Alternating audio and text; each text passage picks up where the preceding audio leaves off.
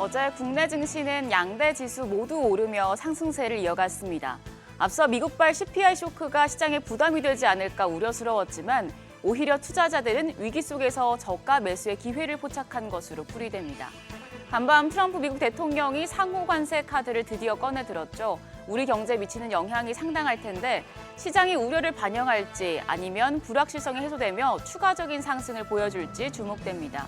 어제장 복귀하면서 오늘장 투자 포인트 체크하겠습니다.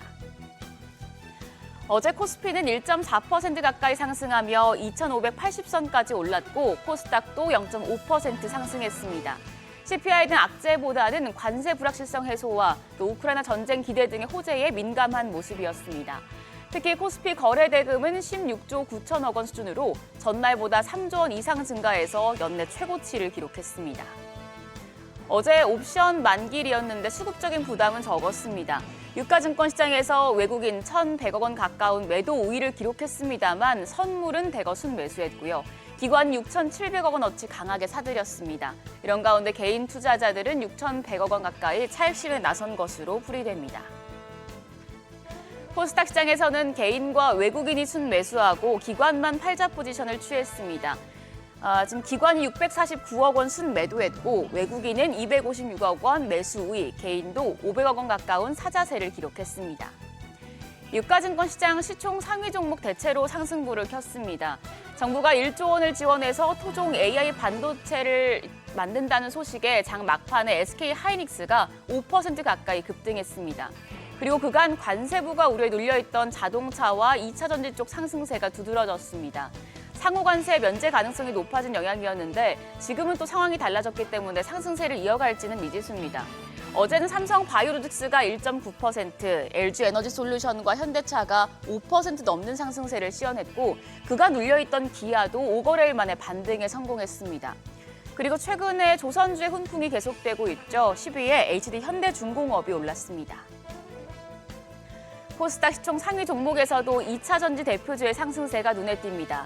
에코프로비엠이 8%대 급등했고 에코프로도 4% 가까이 올랐습니다. 그 밖에 레인보우 로보틱스와 리노공업 등이 강세였는데 알테오젠과 HLB, 리가켄바이오 등 제약바이오 대표주는 조정을 받았습니다. 환율은 하락했습니다. 정기장 마감 시간 달러 기준 5원 90전 내린 1,447원 50전에 거래를 마쳤습니다. 환율이 1,440원대를 기록한 건 엿새 만입니다. 러시아와 우크라이나 종전 기대감에 유가가 하락하고 달러가 약세를 보인 영향이었습니다. 이후 환율은 1,450원 선을 다시 넘어서나 했지만 오히려 레벨을 더 낮췄습니다.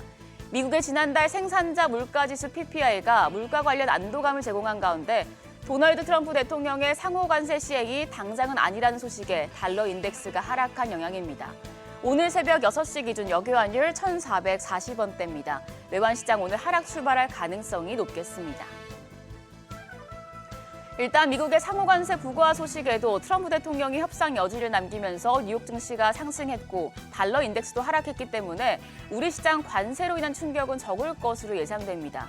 어제 시장을 보면 트럼프 행정부의 관세 정책에 따라 피해가 예상되는 업종들에서 분위기가 달라지는 모습이 포착됐습니다. 특히 대표적인 피해 업종으로 분류됐던 철강주가 상승했는데요. 철강주에 대해서는 다르게 접근해야 한다는 분석도 나옵니다. 트럼프 대통령이 모든 수입 철강에 25% 관세를 물리겠다고 하자 미국 내 철강 유통 가격이 급등하고 있습니다.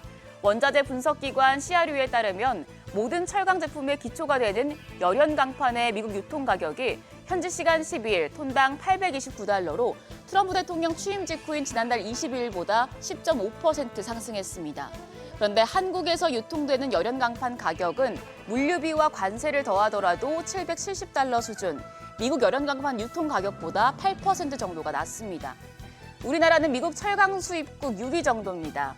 이제 일부 언론 보도대로 미국의 1위와 3위 철강제 수입국인 캐나다와 멕시코의 관세율이 더 높아지게 된다면 한국의 수출 물량이 늘어날 수도 있는데요. 철강 관세 부과가 국내 철강 기업의 부담인 건 확실하지만 또 오히려 수출 제한이 없는 시 물량을 내보낼 수 있는 기업들은 반사이익을 얻을 수도 있겠습니다. 이런 분석에 어제장에서 상승했던 철강주 오늘도 강세 보여줄지 지켜보시죠. 오늘 일정 보겠습니다. 일단 지금 트럼프 대통령과 인도 모디 총리 정상회담이 이뤄지면서 계속해서 새로운 소식들이 들려오고 있고요. 표적 단백질 분해제 신약 개발 전문 업체인 오름테라퓨틱이 코스닥 시장에 상장합니다. 어제 상장했던 동방메디컬은 크게 오르다가 장 막판에 힘이 빠지면서 하락 전환됐는데요. 새내기주 첫 거래일에 성공적으로 마칠 수 있을지 지켜보시죠. 오늘도 실적 발표는 이어집니다. 삼성증권, 서울반도체, NHN 등의 4분기 실적이 공개될 예정입니다. 한편 어제 시간외 거래에서는 반도체 관련주들이 강했습니다. 정부와 여야가 참여하는 국정협의회가 오는 20일 첫 회의를 개최하고 반도체 특별법의 주 52시간 예외 적용 특례 조항 등을 논의할 예정이라는 소식에 영향을 받았습니다. 여기에 정부가 1조 원을 들여서 AI 반도체 개발을 지원한다는 언론 보도도 호재로 작용했습니다. 마이크로 컨텍솔과 MK전자 등은 호실적까지 나오면서 상한가 기록했고 어부부 반도체와 제주 반도체, 퀄리타스 반도체 등도 강했는데요. 오늘장까지도 상승하는 모습 보여줄지 지켜보시죠.